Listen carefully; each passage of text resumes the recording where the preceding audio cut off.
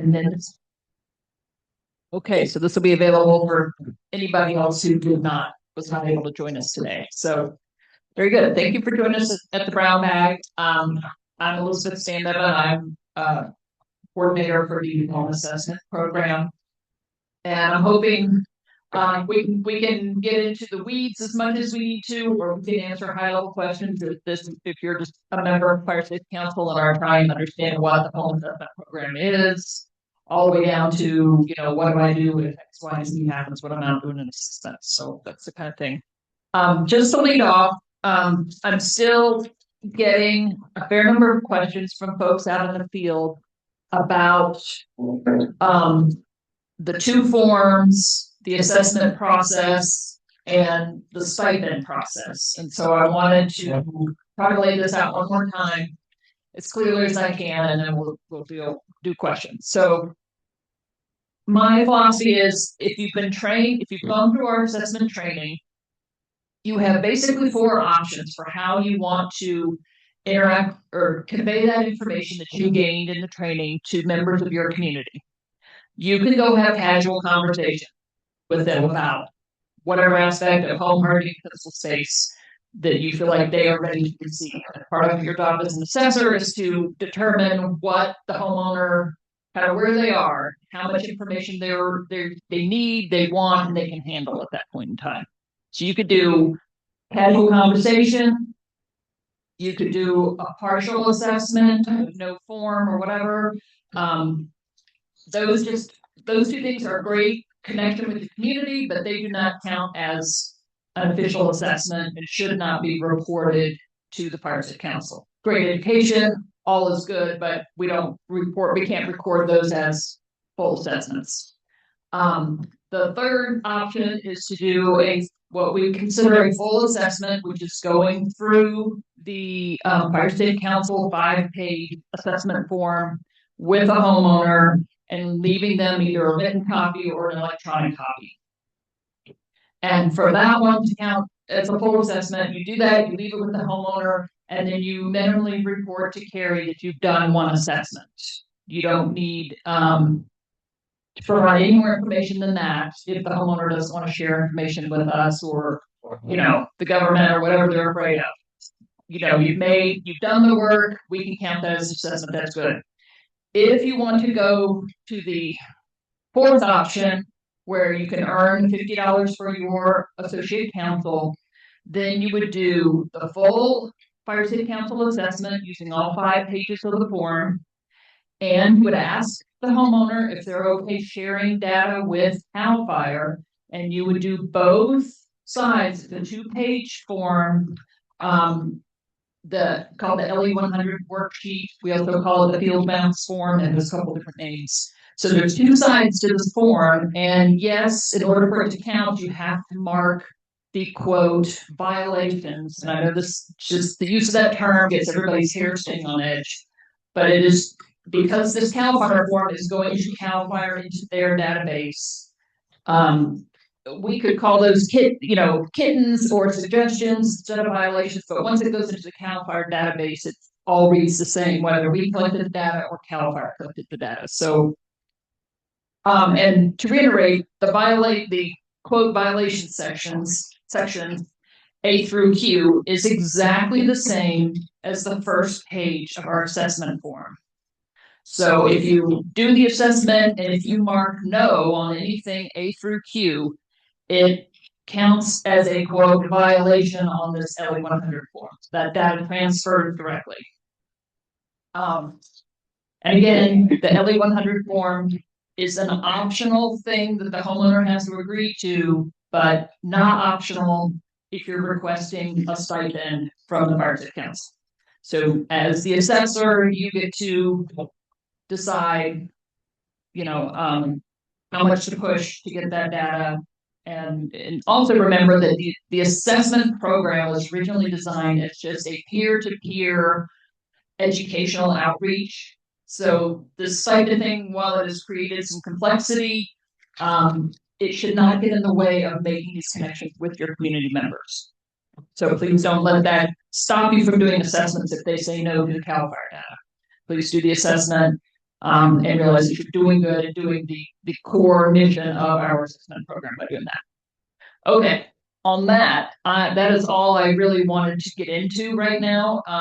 But I wanted to open it up for questions. Yes, ma'am. Do you have a microphone? Yes, she does. Okay. Hello, hello. Okay. Elizabeth, I'm very sorry. You said there were 4 options and I only heard 3. Okay. So the first option is a casual conversation. Mm-hmm. The second option is a full 5-page assessment and you tally 1 to carry. And the third is the full assessment with the 5-page document and the 2-page LE 100. Mm-hmm. What did I miss? Oh, there was kind of a informal assessment between the casual conversation and the form.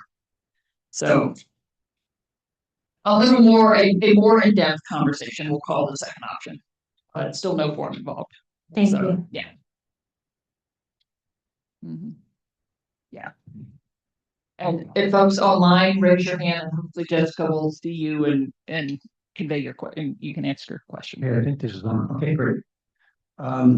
So I somehow kind of missed the boat on the LE 100 process. Mm-hmm. So, through my own neglect or whatever, but so I'm still confused about whether you need to do geolocation through the Field Maps app. And if so, then, we would need to have access through CAL FIRE or whatever for a password to be able to be provided the map to utilize that georeferencing. Yeah. So, very good question. We did. So it's a little complicated. The LE 100 field map stuff for CAL FIRE came into the process after our first cohort was trained in 2023. So there are a lot of people still catching up. The basic answer is all you have to do is fill out this form and turn it into carry. There were a few of us that were trained to use the actual Field Maps app in the field, and I understand there's a training coming up, but I have not received any detailed information about that, and Tanya left, so I don't know that specifically we're invited to that. So unless you know, but but before we get into that, but if and when you were ever trained on this field maps app, you could, instead of filling out the form, you could enter all the data straight into your phone or tablet and it would automatically geolocate it. That's part of that, but that's a training process. So if you have not had the training, and there's only a handful of us that have, just fill out the paperwork, get it to carry, you're done. And then we hand it to CAL FIRE and they do all the legwork of entering the data. Okay. Yeah. Great. No. Oh, okay. What Elizabeth is saying was exactly the way it was intended to be.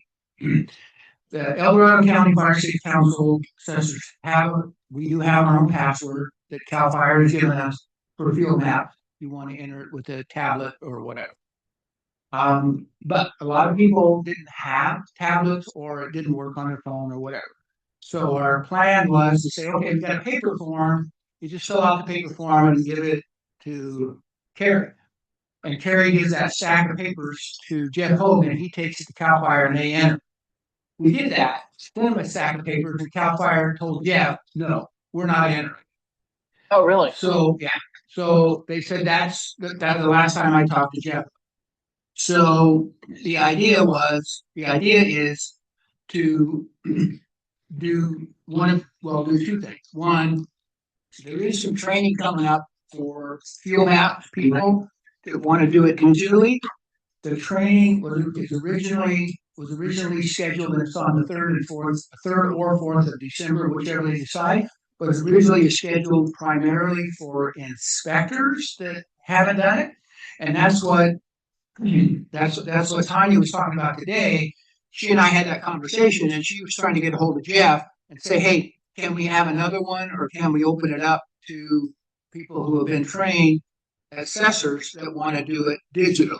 Okay, and so we haven't heard back on that yet. But the point was, so what I asked Jeff, and I haven't heard back yet on that.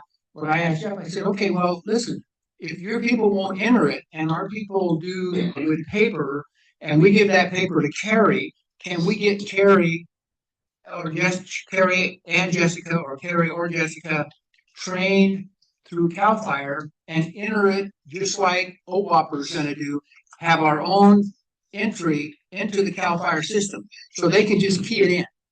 And what that would do, in addition to that, the advantage of that would be give them training on crystal reports.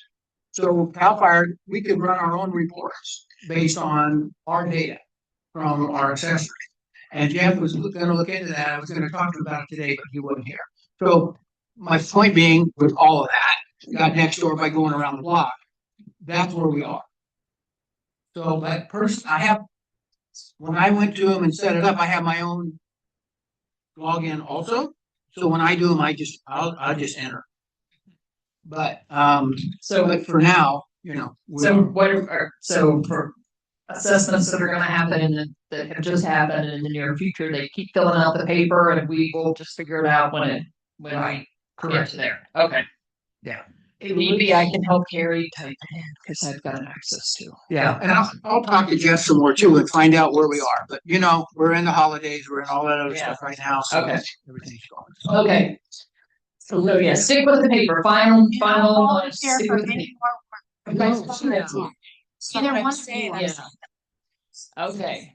What is the advantage to us, other than the stipend, for inputting the information into CAL FIRE? For us, I don't know. That's the part of the longer question. It helps CAL FIRE, well, possibly. So right now, it's my understanding it's all kind of theoretical, but basically it's getting more data into the CAL FIRE system so that if and when there's a fire, so they use this data not for, make this point, they do not use this data for enforcement. They do not share it with insurance companies. It is not for that purpose. It is for research purposes only. So what they generally do with it is say there's a fire, they have a fire perimeter, and they look at structures within the perimeter, and I think Jeff said 300 feet outside the perimeter of the fire, and they can pull aspects of the data and say, is there a correlation between homes that burned down that had quarter-inch or larger vent, or homes that didn't burn down that had 1/8 or smaller vent? Like they use that data to try to understand what is helping homes survive wildfire and what is contributing to their demise during a wildfire. And through these iterative processes, we understand better how to protect our homes. So that's ultimately what we get out of it. And yes, and they also, when CAL FIRE's doing well, we're all doing well. I guess that's my point being, and that was an excellent answer, the biggest piece. But it also helps them justify what and having money come into the departments that they're doing to be able to make sure that they continue having inspectors and everything out there, that this is worth funding for the state of California to do. So it's a dual. Yeah, and Elizabeth's right. And that's what it's for. Now, I want to back up and tell you, I think there was a piece of legislation this last session that went through that made it much harder for people to get data from CAL FIRE. First off, specifically because of that, because people were worried to start reporting all this stuff, the insurance, all these people are going to come get it. And I'm pretty sure that piece of legislation passed. I'll check with Jeff to make sure, but it's much harder for anybody to come get data like that from CAL FIRE. Second of all, Elizabeth's right. What you use the data for, it's no different than what we used to call the fire data system, California Fire Incident Reporting System, where the fire departments had to report every fire. Same thing on every fire. The information that you take, they analyze that and say, well, maybe we need to modify the regulation. If we've got a certain problem, we're seeing a lot of it. Maybe we need to change the regulations and put that in the regulations to fix it. That's another purpose why they use it.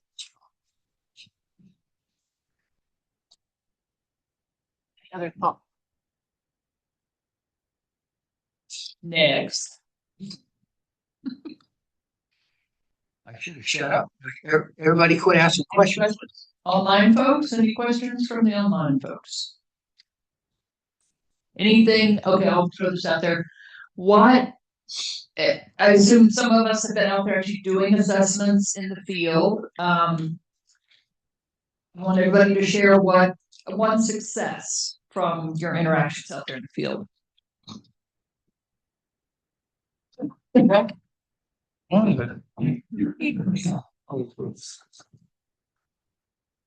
I've mentioned this before. When we've done assessments, we talk about in Serrano, our issues are vents, windows, and fences. I mean, that's really because we have non-combustible siding and fire-rated roofs. But we always get the question, do you have a vendor that can do our vent, replace the wood fence, attach fence with metal, which we did. One of our members bid that out with a number of fencing contractors because we not only wanted to deliver it had to be delivered and approved by the HOA, and it had to be a specific color. So your powder coaters typically have a limited palette. So we found a vendor who fronted the money to get the Serrano approved color. So I would guess 20 homes have probably done this. I did mine a couple of weeks ago. And then we also get questions about vents, about who can come in and put 1/8-inch mesh over vents, and we have a couple of contractors for that. So it's good. I mean, it's a small number compared to the size of Serrano, but it's starting to happen. Very good. And Yeah. we have a success story from Melissa online. Melissa, you can unmute and share. Can you hear me? Yes, quietly, but yes. Oh, just one of the home assessments that Christine and I did was a homeowner that's up in an area where they are sort of exposed on their western side to chaparral, pretty undeveloped property. So they're particularly concerned about their 10 acres. The home itself is very well maintained. The property around it is very well maintained. But like most places, we did find some areas that needed improvement to improve their defensible space. And I spoke with her just a couple of weeks ago. We had done the inspection several weeks ago. And she said that they had gone through and removed all of the vegetation that we had recommended, that they're redoing their landscaping within that 5-foot zone 0, and that they had also had all of their gutters treated with gutter guards. So in an area where it actually could impact all of our neighbors, to have somebody really take our suggestions to heart like that, I thought it was really good, and for not an insignificant investment on their part. But I think people are willing to do it if they're educated and they understand the reasoning behind what we're suggesting. Very good. Yeah. Anybody else?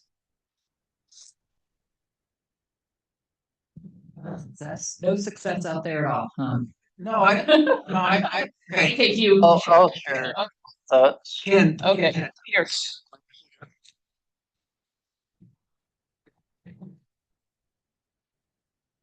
It's on. Okay, good. We had a number of inspections that we did. However, almost to a person, no one wants anything reported. They want their privacy and they don't want their names out there in databases. We're playing with some people who are politically sensitive, etc. And so they want as little information about them and their homes, etc., as possible out there. One that thought that we had was the vendors who can do the changes are needed.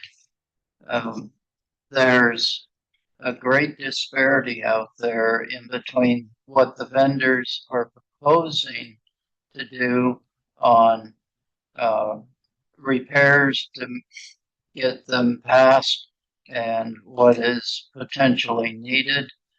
Some people are building decks that are out of wood, and they're doing a number of things, and their vendors really aren't familiar with the standards.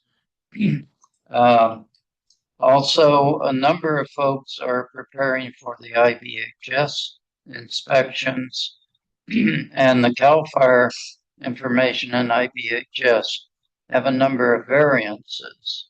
And so having a little bit of an idea of what IBHS is requiring and going to look for is, I think, important for the inspectors to be aware of. Also, vacant lots are an issue out there, and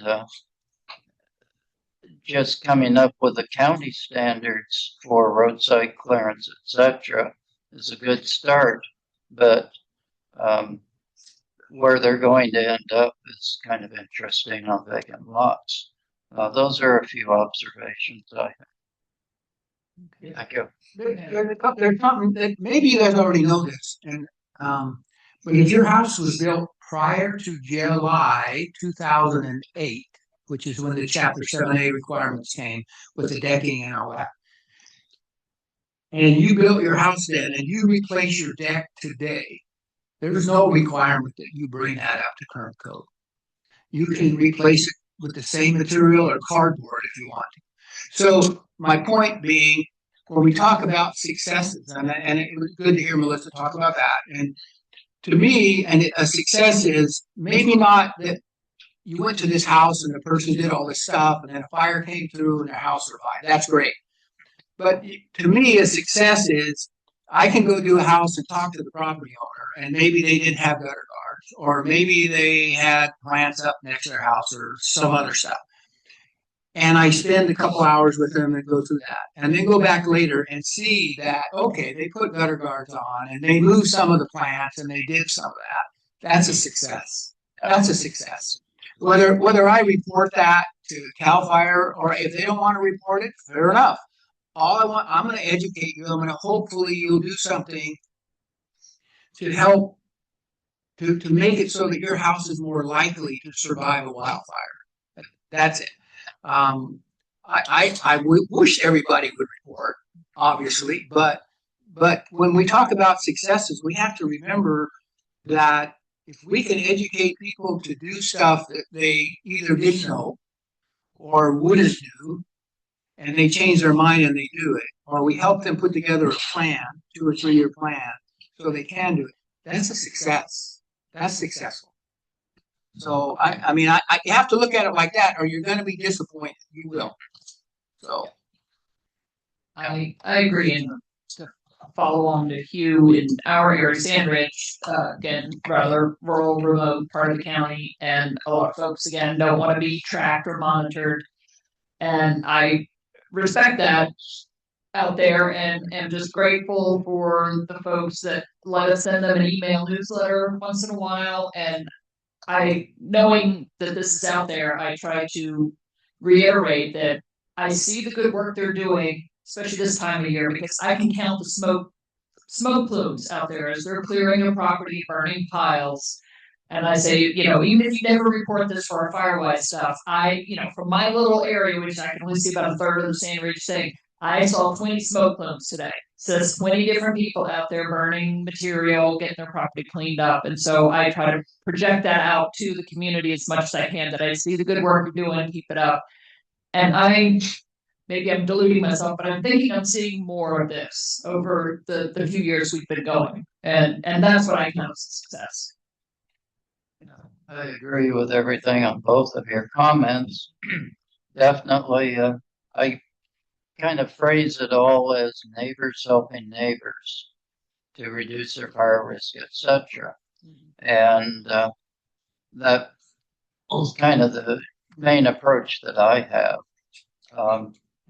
However, when it comes to helping the neighbors, I also kind of feel a little responsibility, because I'm telling them this is what the standard is, but I know they're working with IBHS. I know they're working to not want to have to replace their deck again, potentially in the future, by having wood decking down instead of some of the fire resistant stuff. I kind of feel a responsibility to help guide them and inform them of how they may better prepare their home for the future as well. No, And no, so- you're exactly, you're right where everybody needs to be. That's the point. You feel that responsibility to go help those people. And, I mean, clearly, it only makes perfect sense. If somebody had a wooden deck and they're replacing it, to replace it with something that now complies. It just doesn't make any sense not. And if you talk to people, they'll do it. They do it. But they got to know. But they have to know, and that's where we come in. That's where you come in. That's where we can give some guidance and say, hey, here's what you need to look. Yeah, Elizabeth, you were talking about successes with Defensible Space Program, and we've had an ongoing requirement for all properties within Auburn Lake Trails we have an annual evaluation against defensible space, and if the homeowners don't comply, we actually can put liens on their property and require that it be done and bring in contractors to do it. But we have very good cooperation from the people in the community. And in 2019, there was a fire that broke out just south of on a property immediately adjacent to Auburn Lake Trails, and it was a 86-acre fire, so it was a reasonably good-sized fire. The first responders who came in actually lost a fire engine in trying to battle the blaze, but it came right up to our property boundary to where 3 owners had done defensible space and did not propagate into Auburn Lake Trails. It actually moved to the south and east, jumped Highway 193, which is the big highway in the area. And like I said, destroyed a lot of property, but it didn't come into Auburn Lake Trails primarily because of the defensible space work that was done by people in the community. Great. Okay, any more successes? I'll move to challenge. So Bob's got a success. Yes. Why don't we make this a challenge one then? First of all, just so that everybody knows, I haven't taken the certification. I missed the last 2. I was out of state.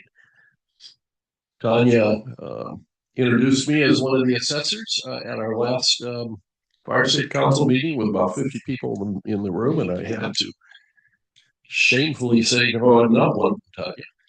But anyway, I have been on several inspections with some of our inspectors, and I've seen some fabulous jobs. The one owner, I said, I'm surprised you even called us. David Turoff was our official certified assessor, and I was walking with him, and we couldn't find anything wrong. This house was just perfect. But what I wanted to mention is, we have 600-700 people or so in our neighborhood radio watch program. Those folks are kind of the same mentality as us. And one of them lives in a fabulous house in El Dorado Hills. I've been to his place, and he sent me an email. He was very disappointed. He had just spent $130,000 in home hardening. By the way, I just spent $50,000 for what that's worth at my house. And he had, I believe he said in his email, he had one of our assessors, or it may have been somebody from CAL FIRE, come by and check the place out, gave him an A.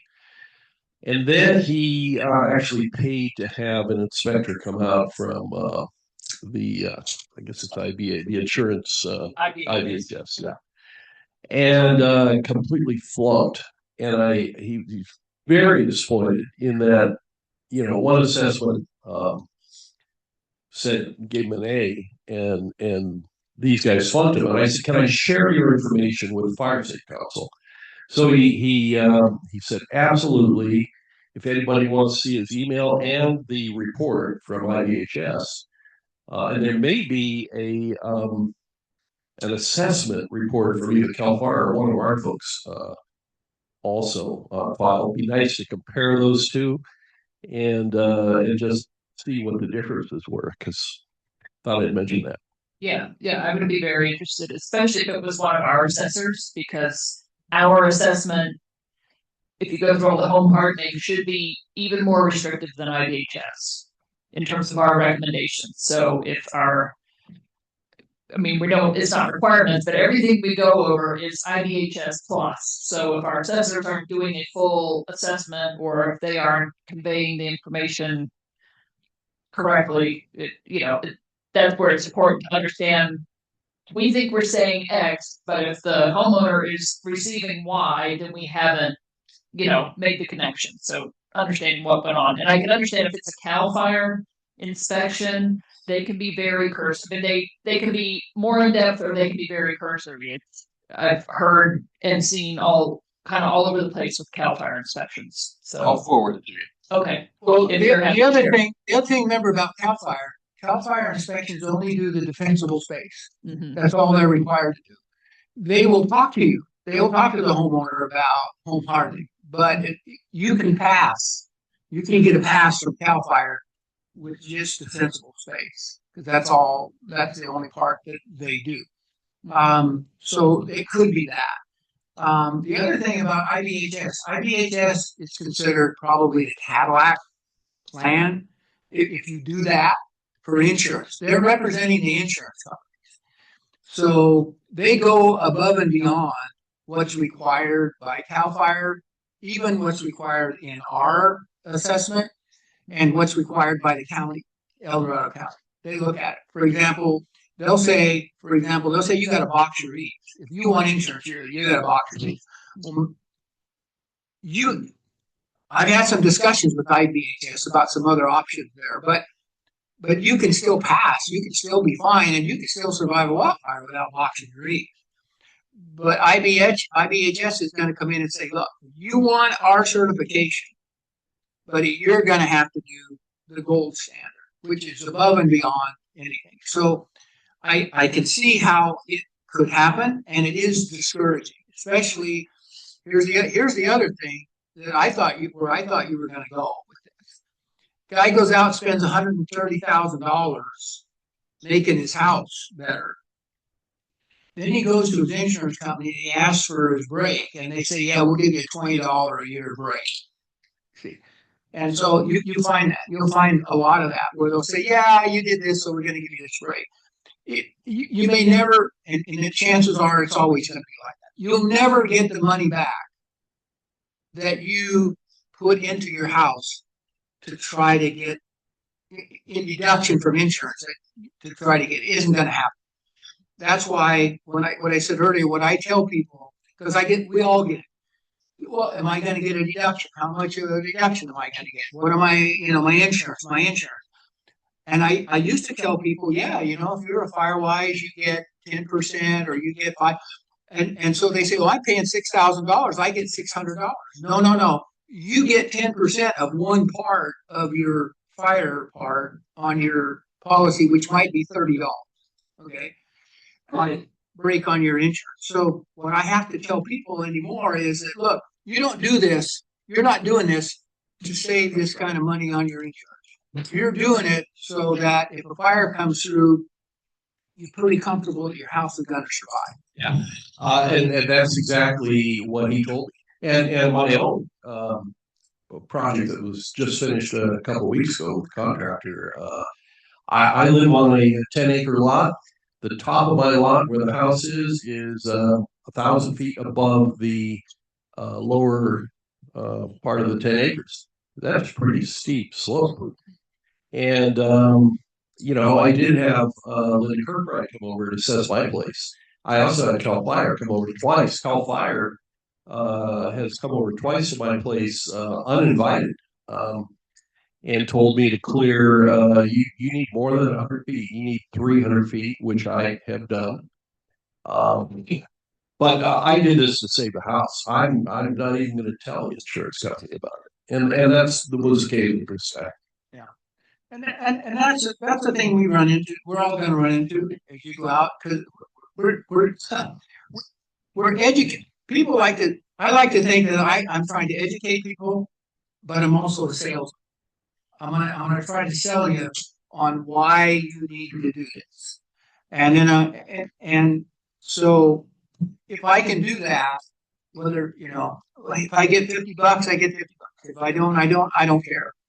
But if I can get the homeowner to understand that, yeah, because here's the other thing that often we miss. If, let's say, we were all neighbors in a community, and most of you go out and you clear around your property, and I've got a house that is a mess.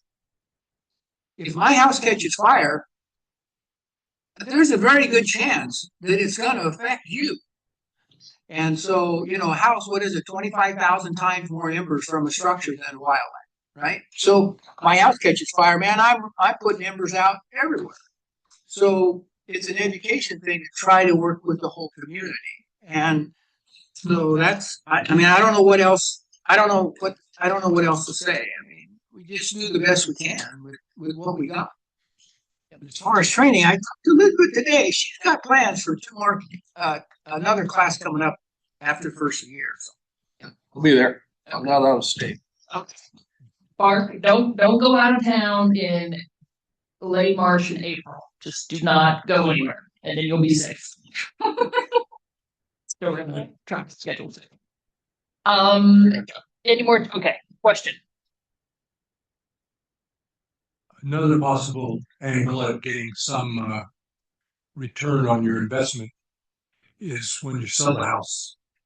Do we have any information on, are property values increased by these improvements? And are to what extent are you able to pass, I understand, mandatory inspections when you sell the house and stuff? Are there advantages there that might be used to convince people?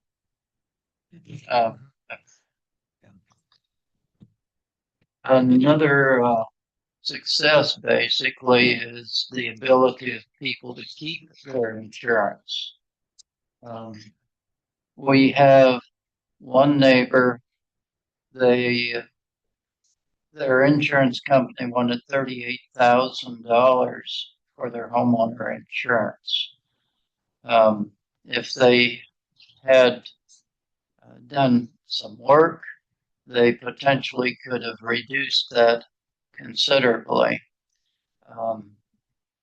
So just the thought there, the ability to keep the insurance and keep getting lower may potentially help with some of the bills being in perspective better.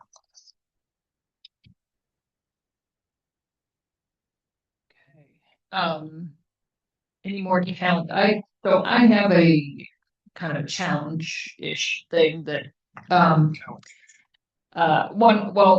I've run into this a couple times doing assessments. I'm finding a lot of people that have already done like 90% of the work, they want an assessment.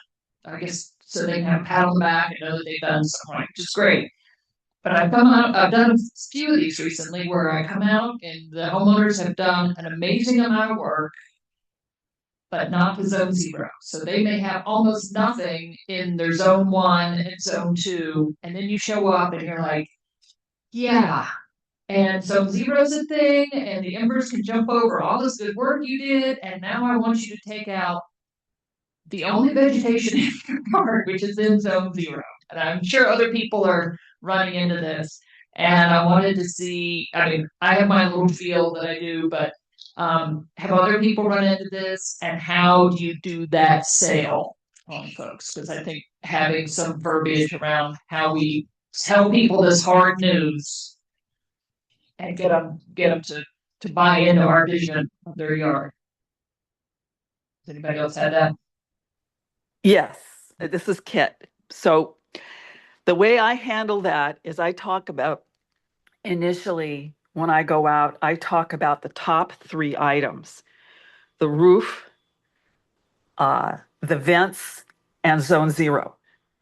That's when you go through, you're reading newspaper articles, they usually sum it up like this, that's CAL FIRE's priorities in terms of the top 3. And then you get out into, all the other zones and all the other home hardening elements. And that's because the shrubbery around your house with all those flying embers are bound to, combust. I mean, the likelihood is so much greater that their home will burn down with that vegetation located where it is. So sometimes, because of the whole status of the Zone 0 legislation, I also take a look at it and I will point out any what I consider high hazard situations, especially any trees, the woody stuff, really woody stuff, high combustibility. Do they have any ladder fuels built up under other things that are really close to the house? So, but that's what I start with, is those 3 things. And so then that catches their attention. So I hope that helps. Yeah, I like what Kit. I like the way you do it. I do similar, although I'm a little bit different. The first thing I do is I just nail. I say, really, I've had over 50 years in this business, and if this was my house, I wouldn't have anything in this 5-foot zone. And here's why. And I talk a little bit about fire dynamics and embers and all that stuff, right? Then I come back and say, yeah, that's what I would do. Now, you need to know that CAL FIRE and the Board of Forestry is working on this, and this is where they are right now. There are some things that they may allow there. So you just kind of have to wait and see. So I hit them really hard first, and then I'll back off and say, okay, but maybe, you're going to be able to do some of these things. And then I explain what you could do if you had nothing. There's so many things you could put in that 5-foot zone that aren't combustible that would make that attractive. People don't understand that. You got water fountains, you got all kinds of things you can put in there. And I guarantee you, if they came back and said nothing combustible, it wouldn't be within a year, probably even less.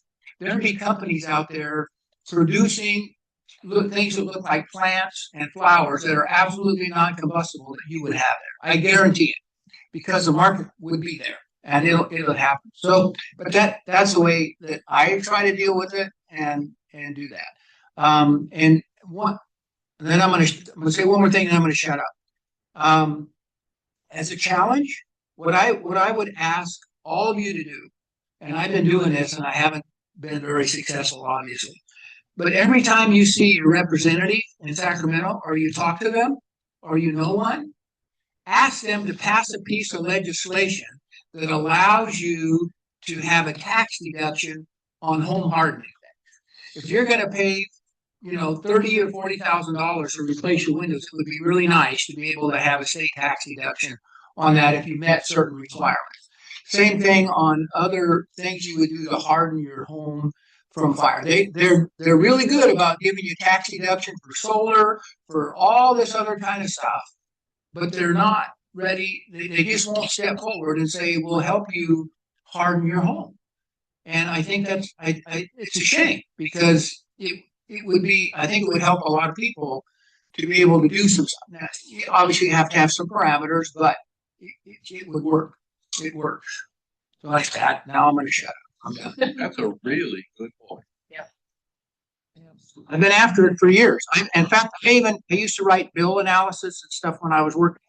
I wrote a proposal. I wrote a bill. I put the language in there and everything, for not just that, but for licensing contractors, licensing building contractors with special licenses for when you do home hardening. Because here's the thing, you all know, if you've ever read a test report, it says, here's what you do. Here's how you install a deck, or whether it be Trex or whether it be TimberTech, whatever it is. You better read the installation, instructions, because some of them, there are certain little things you have to do that they had to do when they tested that to make it pass.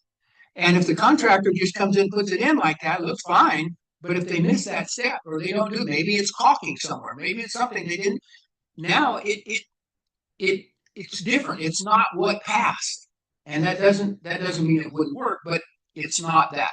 And so I tried to get them to license those people. That way they make money. And when you hire a contractor, you can say, yeah, I have this little salmon sticker on my license here that says I can do that. And so, but I haven't been successful. Yes.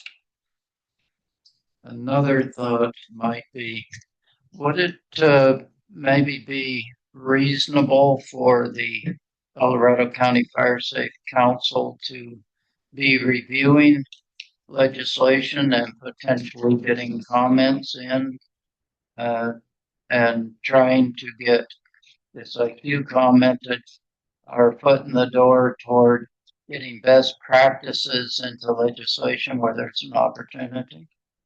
Just a thought. Yeah, I don't know what the official e-board position, but I know there's a lot of folks that like are on our training committee and that work with our fire safety council that are constantly giving comment and say that for instance, the Board of Forestry Zone Zero process is an open public, they take comments from everybody. And I know a lot of people in our fire safety council have landed comments in that process. So we are engaged at that level, but in terms of more formalized, I think the e-board is looking at considering that. But for instance, Ron Phillips, who's on our training committee, he's constantly weighing in on things also. So yeah. Yeah. Yes, sir. So can I just talk loud?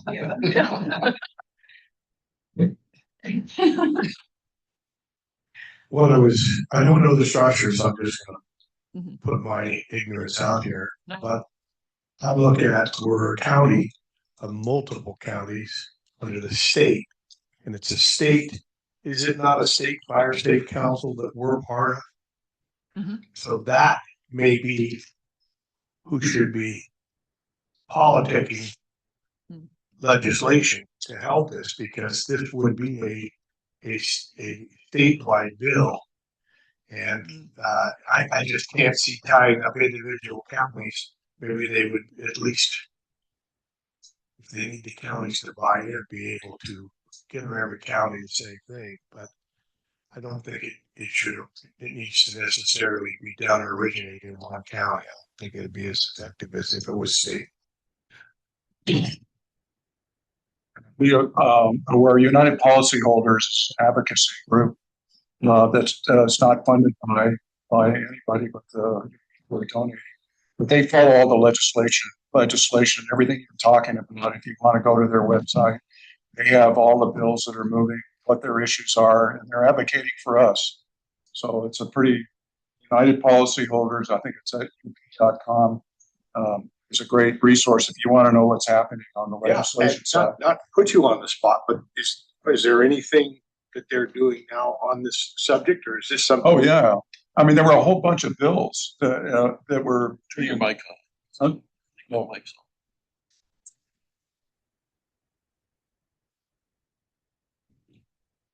Does that work? Push it up towards you.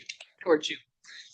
Yeah, I think we're okay. And I was going to say that today at our regular meeting when we do this. I think once we turn the mics on, we'll just leave them on, unless we get feedback or something. But I think we can. That saves us. I use the same mics, and those batteries last for. Oh, they last forever. Yeah. Okay, does this work? Yeah. So your question is. No, I was asking based on Are there specific policies right now? Oh yeah, so there were a bunch of laws, and actually there were some good ones that would support homeowners, but the governor vetoed them. So his position was there wasn't enough money, so we're on our own. It's kind of the unfunded mandate of Zone Zero. But there were some good ones, and AB 1455. If you don't know about that one, you need to know that it was signed into law. And that's going to dictate how Zone Zero is going to roll out. Thank you. Yeah. AB 1455. One thought is that having been on the edge of the legislation process, I think like you, the more voices that they hear wanting and supporting a bill, the better off the chances of that happening. And if you can get your input into the bill early, then you can get the changes in there that are needed. And quite often you can enlist your local legislator to help get the information into it. But if there's only one organization supporting a bill, like IBHS, etc., there's much less chance of it getting accepted. So the more voice liking the bill and getting information into it, the better off you are, in my book. Well, no, Ken's right. I played this game for 30 years now. And for example, let's say we wanted something, and let's say the El Dorado County Fire Safe Council wrote a letter to the representative and said, yes, as El Dorado County Fire Safe Council, we think this is a good thing. We'd like to have it. Then what, and so they go, oh, that's great. Then what would happen is every one of us representing individual 30-some fire safe councils in El Dorado County wrote a letter from Texas Hill Fire Safe Council or Auburn Lake Trails Fire or whatever. They just see that as another support. They don't think of that and say, well, wait a minute, they're part of El Dorado. They don't do that. That's another letter of support. Ken's right. It's a shame. And that's to my point about having it coordinated top down as opposed to from one council. I like that. But the idea is they both have to happen. Okay. We're probably off the training. Yeah, we're coming up on an hour, and I don't want to be here all afternoon. I'm sure we could talk endlessly, but are there any more, maybe more specific questions or concerns or comments about the assessment process, or something you're seeing out there in the field, or requests for more information on, or whatever? Online in the room. Well, We're all good. We know what we're doing. okay, I'd like to say this, and I'm sorry, Chuck. I'd like to say this. What I would recommend you all do in prevention, whether it's a state fire marshal, whether it's local fire departments or whatever it is, not any one person knows all the answers, but what they do is they start calling. And that's what we have. We have 130 people trained in this county that we train to do assessments. And so, as you do an assessment and you run up against something, call somebody else and ask them. One of the other assessors that let's just like start a phone tree, call and talk to them and say, hey, I ran against this. I'm not sure. What do you think? And a lot of things, they're not black and white. A lot of things are gray. And you go, well, how do I deal with that? Well, okay, let's think about it. This is what I would do. And so it's to share the information, and that way everybody learns. And I think if we do that, that would go a long ways to help, within the county, within our fire safety. And that hopefully would get some of these other people that maybe are a little hesitant to get out and do something, to say, hey, you know what? You don't have to worry, because if I run into a problem, I'll call somebody. I'll call Bob. I'll call Bill. I'll call somebody and I'll get the answer. You won't call me. I'm not certain. That's something you don't have the answer. I do have two questions. This pertains to my own place.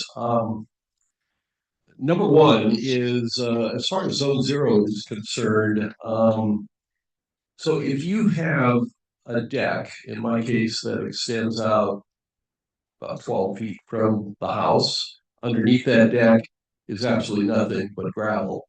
Does that qualify as Zone 0, or is it from the end of the deck? On the end of the deck. Okay. Additional 5 feet around the edge of the deck. Okay. Next question is, part of our, we did very expensive vents, 70 vents, if you can believe that, at my house. It's a 3-story house, and gutter guards and replaced a bunch of wood with hardy board, goes on and on. But anyway, one thing we did was I had them install amber resistant mesh underneath part of the deck. What is the point where you don't worry about the mesh? I mean, the back deck is 10 feet above ground, so it's all open underneath. The front deck is on the side of a hill. It's anywhere from 6 to 2 feet. So that's the deck we put the amber resistant mesh on. I'll take this first and you can negate everything I say when I'm done. But generally what we're educating is 4 feet if the deck is 4 feet or closer to the ground, enclosing it completely with mesh keeps, so presumably you've cleaned everything from most bottom of the deck before you enclose it, and that keeps things that might blow in during a fire from being under the deck and getting it above 4 feet. Again, if it's cleared out, little things that blow in there shouldn't have enough BTUs to catch the underneath side of your deck on fire. But if you have a situation like yours where it's in a slope and you got 2 feet on one end and 6 on the other, yeah, closing the whole thing so things can't blow up to the 2 foot space. But 10 feet, again, if it's all clear, there's no brush, it would be hard for ember landing on the ground underneath that to have enough BTUs to affect the underneath side of your deck. Okay, so one more question. And so one area where I know I'm not now, based on your answer on the Zone Zero, in front of this front deck, it's quite steep. It goes straight up, and I've had. I know when Linda Kirkbride was there, she pointed out some vegetation that I had fairly close to the deck, and still do. And I said, I need something to keep this hillside from sliding down also. I mean, I majored geology, so I know a little bit about it. I really checked the geology of my site out before I bought that lot. But pulling out all the vegetation, how do you keep that soil in place? I don't pull it out. Could you limit the size of the vegetation? So you really want vegetation with a good root structure, it sounds like. Yes. Not necessarily a lot of BTUs above the ground. So that's a great question for a master gardener. Yeah, if we only had one. It will be at our Fire State Council meeting tomorrow. There you go. Linda Kirkbride said cut it way down, which we did. So it's cut way down, but it's still there. And it'll keep coming back if it's cut. We cut it every year. Yeah. There you go. Send me pictures. Okay, stop by the house, kid. Yeah. That too. I'd be happy to do that for you. Well, think about it this way. This is where a little bit of fire dynamics comes into play. If you have something there that's not going to create enough heat, enough BTU to really ignite that deck, then it shouldn't be a problem. Or maybe on the front edge of that deck, where if it's too close or something, you worry about the front edge igniting or something. Put a strip of flashing, just put flashing around that to keep the heat. An example, this is a bad example, but I'm like you, I put a bunch of money. What I just did on my house is I have hardboard siding. Okay, it's not hardy plank, but it's hardboard. And so rather than go up there with hardy plank or rock or something up 3 feet, I just took 7-inch piece of hardy plank and trimmed around the bottom in that area where embers will gather, because the embers are going to hit the wall. They're going to fall down and pile up at the base. And so if I have cement board there and not my wood, not my siding, it's not going to ignite. That's a lot cheaper than going in there and putting 3 feet of something in there or replacing the entire side of my house with hardy. And so if you think about that, how does fire burn? How much heat? And you just look at it from that perspective. There's other things you can do that will allow you to solve the other problem you have, which is your erosion problem.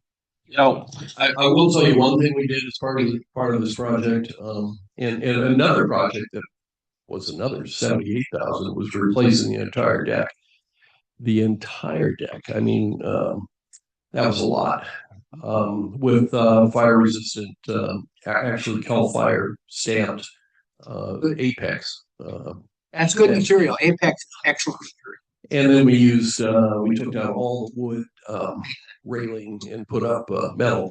But anyway, in this last project, I know this is very controversial. Did a lot of research on it, but we painted all the deck supports with this fire retardant paint. We painted the shed with this stuff. We put 16th inch mesh in the shed, which isn't too far from the house. But on this particular deck I'm talking about, it's also a covered deck around the house. So in other words, the deck has a ceiling, and that's another question I had. As far as embers that can get caught up in that ceiling. So we had the entire ceiling of the deck. It's quite a bit of square footage in our case. Painted with this fire retardant paint. I didn't know what else to do about it. No, it'll probably, the ceiling will probably work. The issue with fire retardant paint is good stuff. But the problem is it doesn't handle the UV and some of the other weathering like stuff, okay? But if you put it up underneath the ceiling on your deck, where it's not getting UV rays, it's not getting water on it, it's not getting, probably lasts quite a while. Yeah, and by the way, we painted over then so this particular product that we used, when it's painted, it actually has a texture of stucco. It's a brand new product out of Australia. We looked at all kinds of different products, and then we painted over it. Hopefully, if UV is a factor, that may help. But we'll see. When the big fire comes up the hill. No, Make sure you let the water feel. Australia is ahead of the United States in this area because they've had wildfires, nasty ones, for a long time. And so, yeah, I think that's probably a very good choice. It's expensive as it is, but probably a very good choice. Wait. Well, for me, the elephant in the room is not just the individual, what are we doing, inspections in houses, but how do we get to a whole community? My experience in a couple of different communities is that you get a lot of enthusiastic, not a lot, you get a few enthusiastic people who get some training or whatever, and they actually get out and do maybe over a 2-year period, 1% of the houses or 2 or 3% of the houses in their community. They're able to make that many connections with that many neighbors, which might be, 10, 20, or 50. But I don't know of, what I see is we don't know how to say over the next 5 years, we're going to get to a community of, several hundred or a couple thousand houses and actually get, say, 50% of them inspected and so on. Do we have any way of doing that more readily than just sort of waiting for somebody to talk to neighbors and maybe something happens at one or two a month or something? There may be some places that have great success, great percentages, and we don't know about. Maybe they have techniques or ways of doing it that we don't know about. Karen Poland. Well, one of my communities was mosquito, and maybe I can't speak for the last couple of years, but for a long time, there was a lot of enthusiasm, but actually a low percentage. Yeah, you have to have somebody like Karen that does these events, puts the things together, invites, outdoor community where the whole community comes and gets the fire department, gets everybody involved. But of all the people that I know, I may be wrong, but all the people I know that are part of the county fire safety council, of all of them, the person that has the most experience doing that and being fairly successful with that is Karen. I've been to many of her events. You're absolutely right. I agree that she's great, but I don't know the data, what percentage of her 897 homes have actually been inspected at this point. A couple of years ago, it was 2 or 3%. Well, it's a two-pronged thing. One is how to get the community together and present it to them. That's Karen.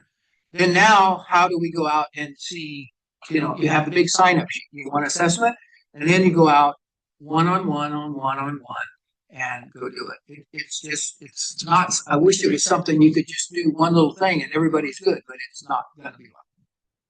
But your point is, you make a very good point. Yeah, and also make a point that we're not in this alone. A lot of people are noodling about this exact question because this is where the rubber meets the road. So we have OWOPR, the multi-pronged approach. We've got OWOPR with paid staff that are doing social media stuff way better than I can. And having, and we have insurance pressure coming in, people losing their insurance, trying to figure out how to keep insurance. And then we have, our efforts. And I think to really get to the big numbers, it is going to take a constant drumbeat of this problem that we have of homes burning down, wildfires, and people really feeling like they need to do something on their own place. And we just want to be positioned and findable when the individual homeowner is ready to take that next step and understand what they need to do. And keep up the work of just keeping that message in the ecosphere. People keep seeing it and understanding that is, it's one more thing they have to deal with in their busy lives. But eventually people will get to it. Maybe not as soon as we want them to, but they will, hopefully. One other piece too is when they're having more inspectors from CAL FIRE, from the fire prevention officer, everybody's going out doing inspections, but they're also now starting to leave our workbooks. They're leaving the flyers that have to do with the defensible space and the home assessments. So it's that slowly growing snowball of working collaboratively to make sure we've got good information and people out there in the field, but it takes all of us.